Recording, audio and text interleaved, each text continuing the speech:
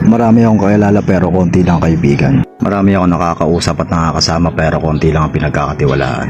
Ito yung mga taong sinubok na ng panahon. Ito yung mga taong nandyan pag panahong sagana at nandyan pa rin kahit walang wala na.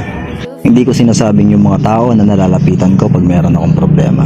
Ang ibig kong sabihin is yung mga tao na nandyan pa rin kahit ako'y walang wala na. Ito yung mga tao na kahit wala kang kayang iambag, gusto ka pa rin kasama. Ito yung mga tao na hindi ka iiwanan sa ere kahit ang kaya mo lang ibigay, tawa at pakikisama.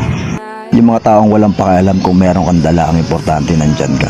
Kasi sa totoo lang, meron mga taong ituturing ka lang na kaibigan kasi meron kang pakinabang. Yung mga taong sobrang babait lalo na pag merong kailangan. Kaya mag-iingat kayo. Kasi madalas ito rin yung mga tao na tulungan mo ng 10 beses at tumanggi ka ng 1 beses. Magiging mayabang at madamot ka na lang bigla. Ito rin yung mga taong pag wala kang kayang ibigay, nalabas ang tunay na mga kulay. Kaya ako, di bale ng konti basta solido tsaka tunay.